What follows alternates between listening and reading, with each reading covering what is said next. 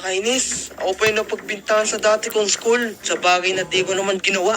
Yan tuloy, napalipat tuloy ako ng school. Ay nako, mga culture shock na naman ako. Panipago na namang mga tao. Hirap-hirap kayo makaharap na kaibigan. Pero sige, papasok na ako dito. Naku, anong oras na ba? Mukhang late na yata ako. Good morning po, ma'am. Uy, Mr. Phil, late ka na. Di mo ba alam na magre-recess na? Tsaka nabalitaan ko, isa ka sa pinakamakulit na estudyante dun sa lumang school. Dito sa klase ko, bawal ang makulit. Kaya tignan natin kung hanggang saan yung makakaya mo.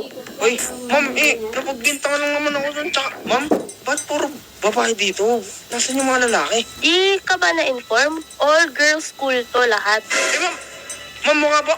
Naku, mukha ba babae? Wala ka nang magagawa kasi dito ka na in-enroll ng mga magulang mo. Naku po, sige po, pasensya na po. Pwede na po ba umupo, ma'am? Sige, upo. Di ka pa naka-uniform, hay nako. Ma'am, bago lang kasi ako dito. Hindi ko nga alam uniform dito eh. So, okay class? Pagkatapos ng ating math lesson ngayon, ay magkakaroon tayo ng swimming lesson. Naiintindihan ba ng lahat? Opo. Sige, class dismiss. Pwede na kayo mag-recess. Yun. Ma'am, pasensya na talaga kung nalate po talaga ako. Sige po, magre-recess na po ako. Medyo weird dito ah. Puro babae. Kahit na puro girls dito, mukhang masarap din naman pala dito yung mga pagkain sa kantin. May pizza. Paborito ko to pepperoni flavor. Neto ah. Uy, tabi ka sa akin. Ay, teka lang. Ano pala yung pangalan mo? Ako po pala si Aryan. Aryan? Ay, nice to meet you po. Tabi ka na lang sa akin dito. Ba't yung tatabi sa'yo? Ako nga nauna eh. Bakit? Meron naman space din dito Dito na lang siya. Ako naman una nagtanong sa kanya eh. Bakit mo ba? Gusto nga siya katabi. Pwede naman siya dito Bakit? Ikaw ba una nagtanong? Ako naman na una nagtanong eh. Pakit mo nga ba? Teka lang. Ganito na lang. Pasensya na Una na ako. Kakain nila ako sa labas. Pasensya na. Grabe ang weird ng mga tao dito Pati ba naman pagkain? Sarap pa ng lamesa. Hindi nyo ba alam? Ng pagkain na biyaya. Okay, class. So, ang rules dito sa ating swimming ay kung ikaw man ay napunta dun sa kabilang dulo, ay ikaw ang magkakaroon ng additional points sa ating next quiz. Paliwanag ba? Yes, ma'am. Yes po, ma'am. Hoy, Maria. Gusto mo ba pustahan na lang? Pustahan saan? Kung sino man manalo, sa kanya sasama si Phil. O sige, tingnan lang natin. Okay, ready, set, go!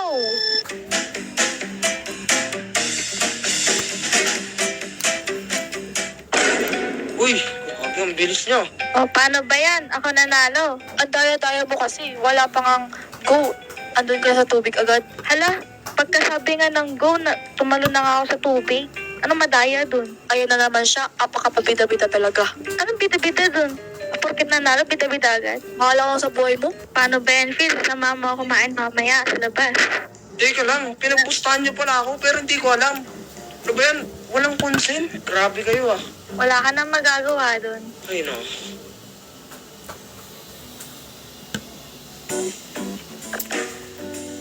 Alam mo ba, yung bagong transfer, yung pogi, tas yung naman, si Maria, apakabida-bida. Kaya medyo ano din ang positive ako. Akala mo naman kaganda ako, eh. Ano kala mo feeling maganda? Kala mo siya lang rito, bida-bida. Kaya nga tapos inaaway pa ako kanina porket nanalo lang siya sa swimming. Akala mo prinsesa eh. Alam mo ba kanina, piling-piling na naman siya kay Phil Parang hinagawan tayo. Feel na feel, kala mo naman talaga eh. Kala mo kagandahan. Di niya tingnan yung itsura niya. Kaya nga, tignan mo na niya sa salamin. Oo, tapos wag ka, napahiya siya kaganina. Alam mo yung nagpustahan kayo pero hindi naman tinanggap ni Phil. Nakakatawa, di ba? Kaya nga parang gusto niya lang yung ice cream.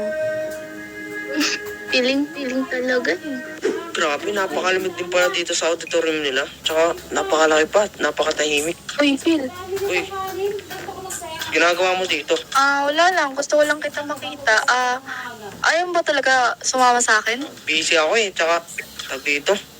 Hard pass. Wag mong sabihin gusto mo lang si Maria makasama.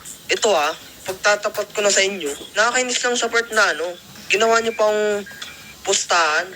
Di ba? At hindi ko pa alam na pinagpupustahan niyo pala ako. Hindi niyo ba alam na masama yun? Lalong-lalo na walang pahintulot sa akin. Sa'yo masama, pero para sa amin, normal lang yun. Siguro, wala kayong kaibigan lalaki, kaya ganyan kayo eh. No? Kaya nga, girls only po eh. Okay, gets ko naman yung point, pero ayun na nga, medyo weird lang yung school nyo kumpara sa dati kong school. Sige, sabihin ko na, na-kick out ako sa dati kong school kasi yun nga, napagbintangan ako. Pero iba pa rin dun yung samahan kumpara dito. Ibang-iba talaga. Pati yung ambience, saka yung vibe. Eh ano, gusto mo, dito ka nga tinransfer ng mga magulang mo. Wala. Tsaka, pwede ba ako mapag-isa dito? Napakatahimik nito lugar. Iniistorbo nyo ako. Tinatanong nga kita kung gusto mo nga sumama sa akin o hindi eh. Ayoko. Ayun na yung sagot ko. Pasensya na, ayoko. Busy. Hard pass. Hindi ako titigil hanggat hindi ka umoo. Sige, bahala ka. Siguro, pag nag 100 million na ako, grabe, bird talaga dito ah. Will chooses My Roblox. Like and subscribe. Uy! Naku po! Nakatulog na pala ako dito. Naku, mukhang gabi na. Ang dilim na sa labas. At teka, naiiyak ako. Punta muna akong CR dito. Diyan naiiyak ako dito eh. Bago umalis. Uy! Teka lang, may CR to ah. Uy, alam mo ba si Dominic? Igad ang pogi niya. Tapos yung buhok niya ang kinang. Kaya nga eh, di ba? Yung kinang ng ulo, grabe. Nakakasilaw. Teka lang, nasan na pala siya? Andun sa janitor. Stage ko. Ayaw sumama sa akin eh. Uy, magandang idea yun ah. Tara Maria, what if hostage din natin si Phil? Oo nga no. Para di na tayo mag-away, tapos pagatian na lang natin. Delikado na ako dito. Ano yung narinig ko? Kaya pala girls only to. Hino-hostage nila yung mga lalaki dito? Teka, wait.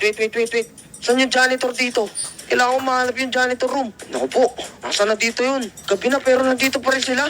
Mali. Principal office pala yun. Ito na yata yun. Uy!